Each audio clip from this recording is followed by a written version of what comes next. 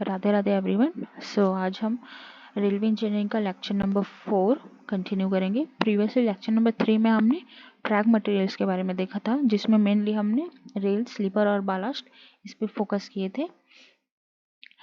तो रेल्स के बारे में हमने थोड़ा सा देखा था, जिसमें कि function of rail, requirement of rails, rail का टाइप्स, रेल का कंपोजिशन और साथ में रेल का लेंथ। तो आज हम फर्दर लेक्चर नंबर 4 में हम कंटिन्यू करेंगे रेल जॉइंट्स के बारे में। तो रेल जॉइंट होता क्या है? Rail joints are necessary to hold together the adjoining end of rails both in horizontal and vertical planes. तो जनरली हमारा जो रेल होता है, रेल के जो एंड्स होता है उसके बीच में हम रेल जॉइंट्स प्रोवाइड करते हैं, जिससे कि हमारा जो रेल है वो हॉरिजॉन्टल और वर्टिकल प्लेन में स्टेबल होके रह सके। तो requirement of an ideal rail joints क्या होता है, इसके कुछ पॉइंट्स हैं, हम देखते हैं। फर्स्ट पॉइंट है आपका the two rail ends should remain in true line both laterally and vertically when the trains move on a track।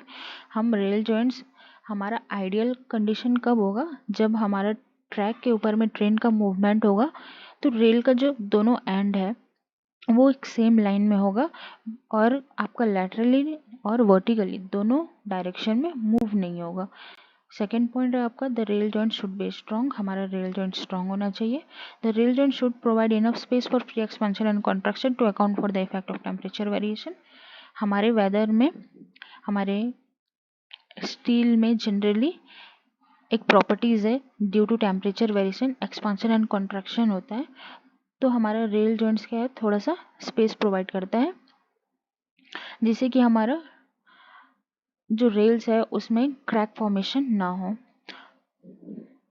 फिर नेक्स्ट है आपका a good rail joint should be easily disconnectable so that it will be easy to taken out without disturbing the whole track for the purpose of rails और fish plate.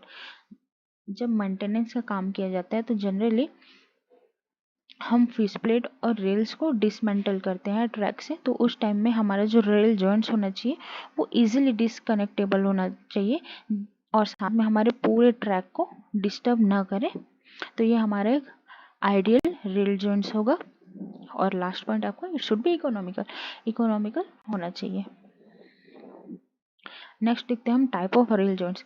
तो generally हमारे पास 7 types of rail joints हैं, जो कि Indian और foreign railways में use किए जाते हैं।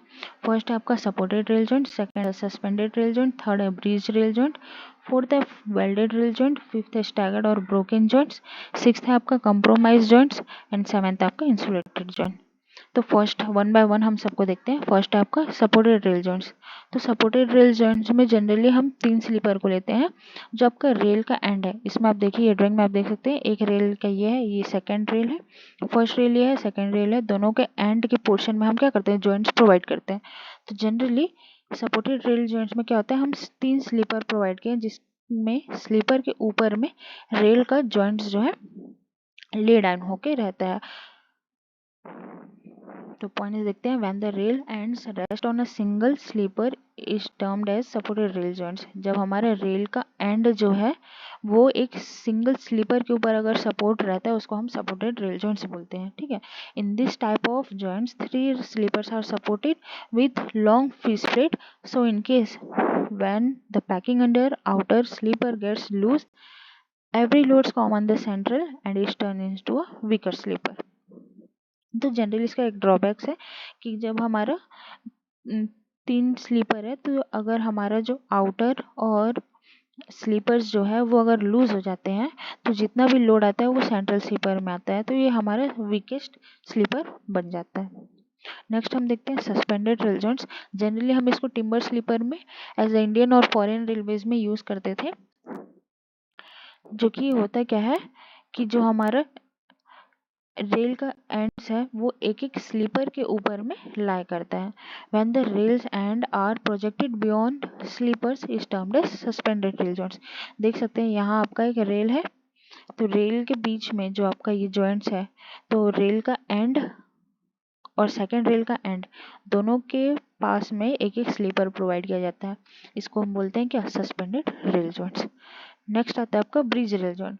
तो ब्रिज रेल जॉइंट क्या होता है, ये जैसे सस्पेंडेड रेल जॉइंट्स के ही तरह होता है, बस इसमें एक फीचर है कि इसमें हम क्या करते हैं, ब्रिज का एक प्लेट को हम दे सकते हैं और हम यहाँ एक मेटल का कोरुगेटेड फ्लैट प्लेट दे सकते हैं। तो when the rail ends are projected beyond sleeper like suspended joints and they are connected by flat or corrugated plate is called as bridge plate और इसी को हम बोलते हैं क्या, ब्रिज रेल जॉइंट। नेक्स्ट आपका वेल्डेड रेल जॉइंट्स। जनरली इसको हम क्या करते हैं, एक आइडियल रेल जॉइंट के बारे में हम इसको मानते हैं, बेस्ट रेल जॉइंट्स माना जाता है। क्यों? क्योंकि इसमें एक रेल जॉइंट और दो रेल जॉइंट के बीच में हम क्या करते हैं, वेल्डेड मटेरियल से वेल्डिंग कर देते हैं, जिससे कि हमारा ट्रेन के आने से, वाइब्रेशन क्रिएट्स होने से, इवन टेम्परेचर वेरिएशन होने से भी कुछ इफेक्ट नहीं पड़ता। एज ए जो रेल है वो डबल रेल ना होके एज अ सिंगल रेल यह फीचर इसका प्रॉपर्टीज हो जाता है, जो कि जनरली हमारे लिए बेस्ट होता है। नेक्स्ट है आपका स्टैगर्ड और ब्रोकन जॉइंट्स। जनरली हम इसको कर्व एरियाज में प्रोवाइड करते हैं। इसमें होता है क्या है कि आपका जो जॉइंट्स है वो हम क्या जिगजैग मैनर में प्रोवाइड करते हैं, ना कि स्ट्रेट में। These kind of joints are generally provided on curves. In this type of joints, the joints of one track are not directly opposite to another line.